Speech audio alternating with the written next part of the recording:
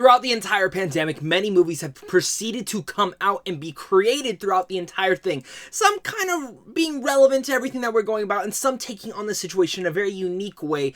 But not all these films work. Some really much come out to be in a very disappointing light. But thankfully, Ben Wheatley returns in a directing chair and a writing with his new film, In the Earth. And yes, it actually worked throughout this entire thing, and it makes it to be one of the best pandemic thrillers that we've gotten yet.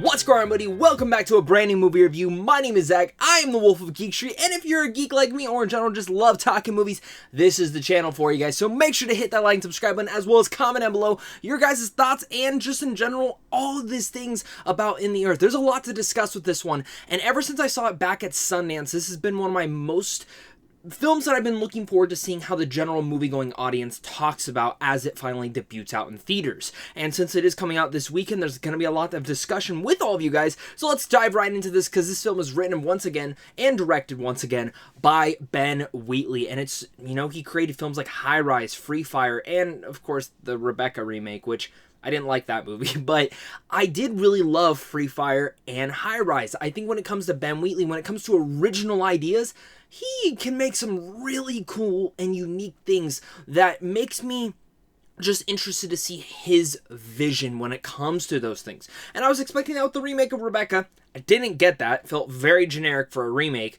But when it overall comes out to the entirety of its ideas, that's where I got excited, because In the Earth is a brand new original concept from him.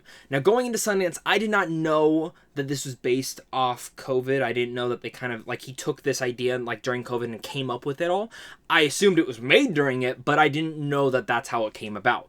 Now, there are certain things in here, just kind of getting it out of the way, that In the Earth does feature, and I've noticed this with certain pandemic things filmed during this, is, you know, they're wearing masks throughout the majority of the film. And there's also certain things of people spaced apart quite a bit in certain scenes where I was like, all right, clearly, like, you're doing the 6 feet thing, you're doing the COVID thing. This isn't the entire movie, but it definitely was prevalent. And when it was prevalent, it was pretty obvious.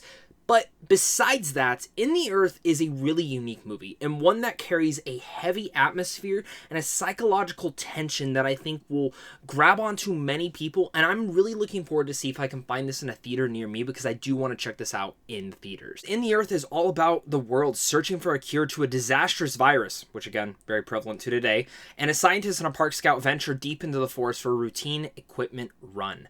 Now, like I said, the atmosphere here is heavily all filled in. It's creepy, it's eerie. In a sense, it's very mysterious as many scenes play out and as many nights play out in this forest that absolutely feels magical in some senses. I honestly want to know where they filmed this movie, because it was quite stunning. Besides it just being beautiful to look at, the world again is just filled with greatness. And again, Ben Wheatley's eye for this vision is superb.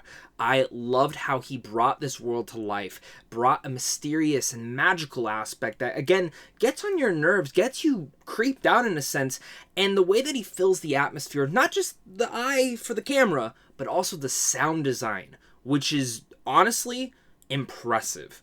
That, you know, I don't have the best sound design at home, but the way that the eerie creaks in the forest and everything of that nature, and just what these two main characters have to go through, again, not getting really much into spoilers, there's so much to dive into there, and very much sticks with you by the end. Even playing around even more into the visuals, it is a psychedelic venture. It's a spectacle in some of those senses, and I think one of the things that's absolutely interesting is to see, and now in our world, again, this is a heavy allegory to a general parallel to us and what's going on in our lives.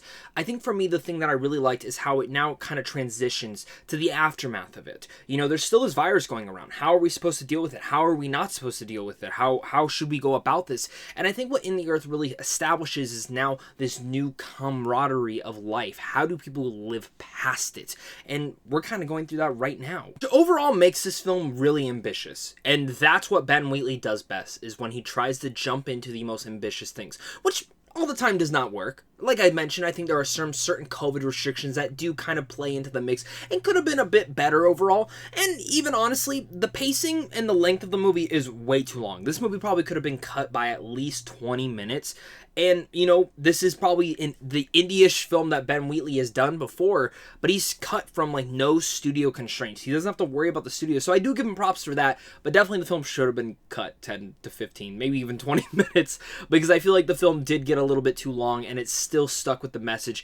But by the end, I felt the runtime, and I was sitting there, I'm like, all right, let's finish this thing up. Also do understand that, like I said, there are some psychedelic visuals in here. There's a lot of flashing lights that may not be for everyone. I know that is a big prevalent thing for some people's eyes that they cannot handle, so do be warned. Honestly, each act of In the Earth gets better. It starts decent, and I was like, I'm digging this, but let's move the pacing a little bit along. In the second part, it becomes very ambitious. It becomes very uncomfortable and very uneasy, and the atmosphere completely starts to add and topple on one another. And then when you get to that third act, the final 20 to 30 minutes is phenomenal. In the Earth is a movie that has continued to stick with me ever since I saw it at Sundance. Now, while it's not one of my favorite films of this year, and I do have quite a few issues with it, I think Ben Wheatley continues to do what he does best, is giving us ambitious new thrillers with brand new ideas. I love the visuals in here, I love the atmosphere in here, and I think In the Earth is definitely worth your time, and I'm so excited to hear your guys' thoughts on this really unique and different type of horror, thriller, whatever you want to put it under. I'm excited to hear your guys' thoughts. So with all that said, I'm going to give In the Earth a B. This is easily one of the best films I've seen during the pandemic so far. I think the only other one I would say probably topples this is Host, because it's a short, faster paced film that actually got really under my skin and truly terrified me, where this one, it made me uncomfortable, but I never was like, I could sleep that night. Completely fine. I'm really looking forward to whatever Ben Wheatley does next, and I'm so excited to hear your guys' thoughts on this movie. If you guys disagree with me, that's totally fine. Make sure to comment down below. Let me know your guys' thoughts, as well as hit that like and subscribe button on your way out. Head on over to Samsung Films on how to see films early. And of course, it's a big thing to you and a big thing to my Patreon supporters, because without you, I won't be able to do this. So of course, until next time, stay classy.